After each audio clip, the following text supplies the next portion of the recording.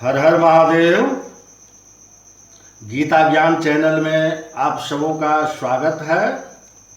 कर्मकांड बाई विभूति नारायण पांडे शास्त्री, महामाया नगरी, अंबिकापुर। दोस्तों, आप लोग कैसे हैं? आशा करता हूं कि आप लोग अच्छे से होंगे और अच्छा से होना भी चाहिए। तो आज आप लोगों के समक्ष हमने शालिग्राम से जुड़ी कुछ महत्वपूर्ण जानकारी लेकर के आया हूं। उसी के बारे में आज आप लोगों के साथ मैं चर्चा करूंगा। सबसे पहले हम आज के पंचांग के बारे में जानें। 8 जून 2020 शुभ मुहूर्त, तिथि, नक्षत्र, सूर्योदय, सूर्यास्त, राहु काल, पक्ष, अभिजीत मुहूर्त, अमृत काल, चौघड़िया, व्रत एवं त्यौहार। जाने 8 जून 2020 का पंचांग और महत्वपूर्ण जानकारियां।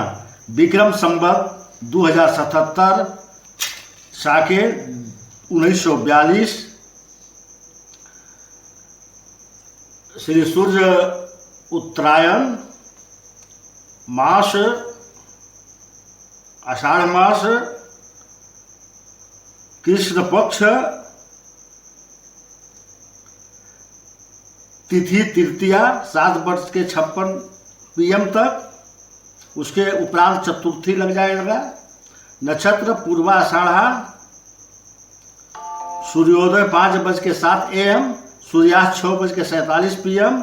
सूर्य राशि वृषभ में और चंद्र राशि धनु में। अभिजीत मुहूर्त 11:30 AM से 12:25 PM तक। स्वार्थ सिद्धि योग आज कुछ भी नहीं है। दुष्ट नहीं है। तो आप लोगों को पंचांग के बारे में जानकारी दी और अब हम अपने मूल विषय पर आते हैं।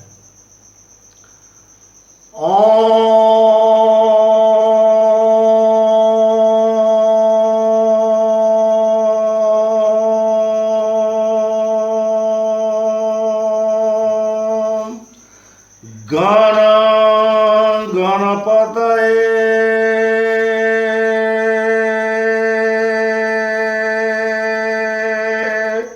नमः।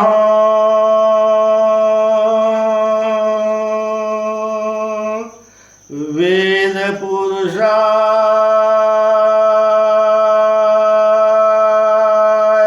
नमः। श्री गुरु चरण कमलोभ्यो नमः। अब मैं आप लोगों को शालिग्राम से जुड़ी कुछ महत्वपूर्ण जानकारी देता हूं। जानेंगे, अगर प्रत्येक भक्तों के घर में अगर शालिग्राम है, उन्हें 10 बातों की जानकारी अवश्य होनी चाहिए। और ये बहुमूल्य जानकारी जो दूंगा केवल शास्त्रों के प्रमाणों से मैं दूंगा। बस मेरे जीवन का एक ही लक्ष्य है कि उसकी न मेरी। तो शास्त्रों में जो भी कहा गया है, शालिग्राम से जुड़ी जानकारी जो भी है वह अवश्य आपको मैं बताऊंगा। हर भक्त को मालूम होनी चाहिए कि शालिग्राम की उत्पत्ति कैसे हुई।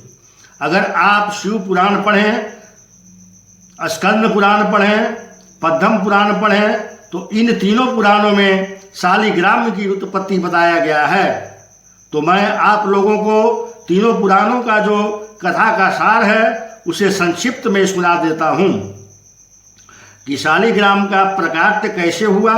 भगवान विष्णु और कुछ देवी देवताओं के मन में विपरीत कुछ कार्य कर दिया, तो माँ गौरी जी को बहुत बुरा लगा। फिर श्राप दे दिया कि हे विष्णु, तुम इस धराधाम के अंदर पत्थर के रूप में अवतार लोगे।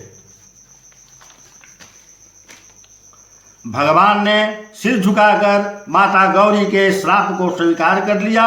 अब वही समय आ गया कि भगवान विष्णु को इस धराधाम में अवतार लेना था और इसका आधार बनी माँ तुलसी। और माता तुलसी के पति का नाम था शंखचूड़। वे बहुत ही बलशाली थे देवताओं के द्वारा वे मारे नहीं जा रहे थे, क्योंकि तुलसी का जो पति धर्म था वह बढ़ चढ़कर था। जो बढ़ चढ़कर रक्षा करता था, तो सभी देवी देवताओं ने मिलकर ये मंथन की वध इसका कैसे की जाए। तब भगवान शंकर के कहने पर भगवान विष्णु शंख चूड़ का रूप धारण कर तुलसी माँ के पास गए। अब तुलसी को लगी कि मेरे पति आ गए, स्पर्श कर लिया, तब उसका पतिव्रत धर्म खत्म हो गया और शंख चूड़ा मारे गए। तब उनको जानकारी हुई, तब उन्होंने काफी दुख हुआ कि मेरे साथ ऐसा क्यों हुआ। तब वृंदा ने श्राप दिया कि हे विष्णु, आपका हृदय शिला के समान है, जाइए आज से आप पत्थर बन जाइए। श्राप दे दिया। तब भगवान शंकर ने आकर भगवान विष्णु और वृंदा को आशीर्वाद दिया। तुलसी को यह वरदान मिला कि हे तुलसी, जब तुम इस शरीर को छोड़ोगी तो तुम गंदगी में उत्पन्न होगी और तुम्हारे ये बाल हैं, इसी से पत्ते का निर्माण होगा। और वही बालों ने पत्ते का रूप धारण किया और भगवान विष्णु ने शिला का रूप धारण किया। इस प्रकार इस भूधरा में भगवान शालिग्राम का प्रकट हुआ। और दूसरी जानकारी होनी चाहिए कि हमारे शालिग्राम की महत्व क्या है। 18वें महापुराण में किसी भी महापुराण को आप पढ़ लीजिए, सभी मुक्त कंठों से शालिग्राम की महिमा गाई गई है। स्कंद पुराण के 6वें श्लोक में कहा गया है, जिसके घर में शालिग्राम स्थापित है या स्थापित की जाती है, उसके घर में कलयुग कभी भी प्रवेश नहीं कर सकता है। नारद पुराण के पूर्व भाग प्रथम पाद 39वें अध्याय के 67वें श्लोक में शालिग्राम शिला रूपी यत् तिष्ठति केशवः न बाधन्ते ग्रहास्तत्र भूत बेताल कादयः। अर्थात जिसके घर में शालिग्राम विद्यमान है, उस घर में ग्रह भूत प्रेत पिशाच आदि कोई भी बाधा नहीं सताती है। जिसके घर में शालिग्राम विद्यमान रहते हैं। इतना ही नहीं, नारद पुराण में पूर्व पाद के 45वें अध्याय में स्पष्ट कहा है, यद गिरे नास्ति देवर्षे शालिग्राम शिलायनम अश्मशान सदृशंग विघा तद गिरहम शुभ वर्णी। कहा गया है कि जिसके घर में शालिग्राम स्थापित नहीं होता या जिसके घर में शालिग्राम नहीं होता, तो वह घर नहीं, वह श्मशान के समान माना जाता है और उस घर में शुभादि फल प्राप्त नहीं होता। चलिए, घर में शालिग्राम का शिला अपने घर में रखना क्यों जरूरी है, आइए जानते हैं शालिग्राम के बारे में। तीसरी बात, शालिग्राम को हमें कैसे प्राप्त करना चाहिए, शालिग्राम को कैसे लाएं अपने घर में। देखो, शालिग्राम के बारे में स्कंद पुराण और पद्म पुराण इन दो ग्रंथों में बताया है कि शालिग्राम को बेचने वाला और शालिग्राम को खरीदने वाला, इन दोनों को नरक का भोग भोगना पड़ता है। शालिग्राम को कभी बेचना नहीं चाहिए और शालिग्राम को कभी खरीदना नहीं चाहिए। और ये बातें आपकी ओर से नहीं कह रहा हूँ, आपको लगेगा कि मैं अपनी ओर से कह रहा हूँ, आपको शास्त्रों का प्रमाण दे रहा हूँ कि शालिग्राम शिलायस्तु मूल्यम यह कुरुते नरः विकृता वायुमन्ता चय परीक्षा न मोदकः सर्वे ते नटक यान्ति यावद्दाभूत सप्तमम। शालिग्राम को बेचने वाले और खरीदने वाले को भी पाप का भागीदार पड़ना पड़ता है। पद्म पुराण में भी लिखा है, जो शालिग्राम खरीद कर लाया जाता है वह मध्यम फल देता है, जो मांग कर लिया जाता है तो वह निम्न कोटि का फल प्रदान करता है। अब आपके मन में जिज्ञासा होगी कि अब क्या करें, शालिग्राम को कैसे प्राप्त करें। तो शालिग्राम के संबंध में चौथी बात समझाता हूँ कि शालिग्राम को कैसे प्राप्त करना चाहिए, तो उसके विषय में भी हमारे ग्रंथों में स्पष्ट निर्देश देखा जाता है। देखिए क्या कहता है, दधाद भवतायं यो देवीं शालिग्राम शीलानः सुवर्ण संयुक्त दिव्यां पृथ्वी पान फलम लभेत। जो शालिग्राम का दान करता है उसे शालिग्राम दान करने का अनंत फल मिलता है, जिसकी महिमा इस वाणी से तो खैर नहीं ही की जा सकती। इसलिए शालिग्राम दान करने वाले को अनंत गुना फल की प्राप्ति हो जाती है।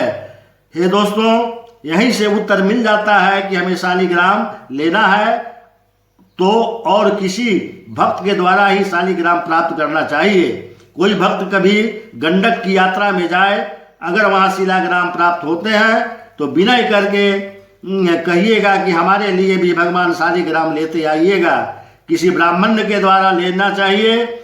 ऐसे तो शालिग्राम की कोई कीमत नहीं है, फिर भी तो अपनी श्रद्धा रूप से मुट्ठी बंद करके खोल कर नहीं शालिग्राम लेना चाहिए और उनको दक्षिणा प्रदान करना चाहिए, लेकिन अपने हिसाब से जितनी श्रद्धा हो दान दीजिए और शालिग्राम जी को प्राप्त कीजिए। शालिग्राम से जुड़ी पांचवी बात कि शालिग्राम को अपने घर में कब लानी चाहिए, इसके बारे में भी शास्त्रों में कहा है कि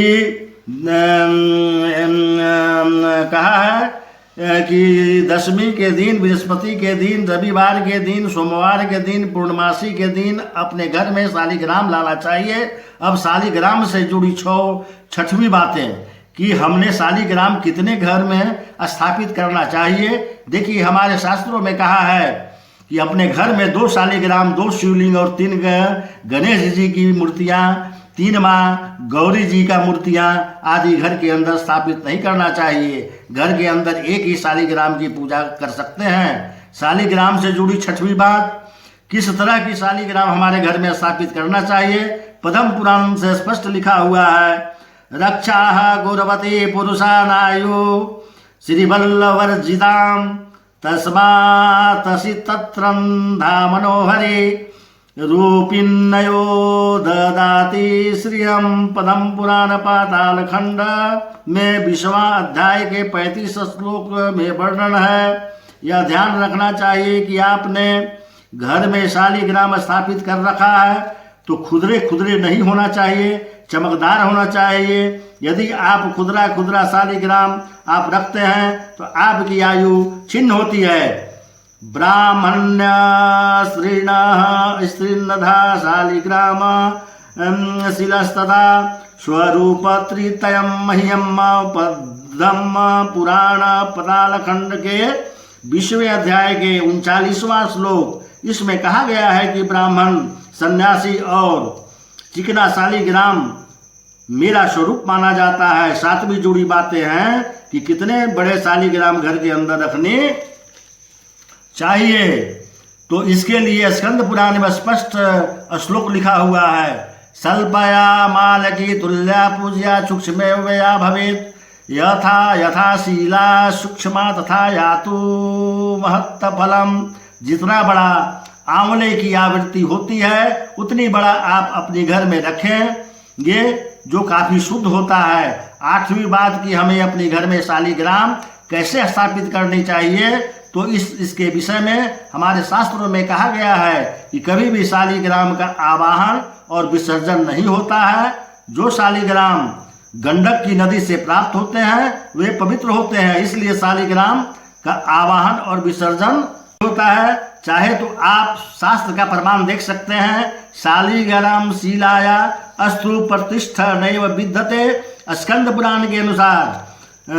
तो जब आप घर में शालिग्राम लाएं तो पंचामृत के द्वारा स्नान कराकर, शुद्ध स्नान कराकर पीला वस्त्र, पीला फूल, धूप, दीप नैवेद्य अर्पित करनी चाहिए। इसी तरह भगवान शालिग्राम का अपने घर में स्थापना करनी चाहिए। शालिग्राम खंडित होने पर क्या करें? खंडिता सफोटिता वापी शालिग्राम शिला शुभा, अर्थात शालिग्राम खंडित हो भी जाए तो उसे खंडित नहीं माना जाता है। क्या आपने शालिग्राम घर में रखा है तो क्या स्त्रियां शालिग्राम की पूजा कर सकती है? हाँ, अवश्य कर सकती है, क्योंकि शालिग्राम भगवान विष्णु के ही रूप माने जाते हैं। ऐसे तो जनेऊधारी को ही शालिग्राम की पूजन करनी चाहिए। तो मित्रों, आज हमने आप लोगों को शालिग्राम के बारे में जानकारी दी। आप लोगों को कैसा लगा कृपया कमेंट बॉक्स में लिखकर अवश्य बताएं, और जो भी जानकारी चाहिए वो भी कमेंट बॉक्स में लिखें। और वीडियो आप लोगों को अच्छी लगी हो तो लाइक करें, और जो अभी तक सब्सक्राइब नहीं किए हैं तो वो सब्सक्राइब करें, बेल घंटी का बटन दबाएं, लाइक करें।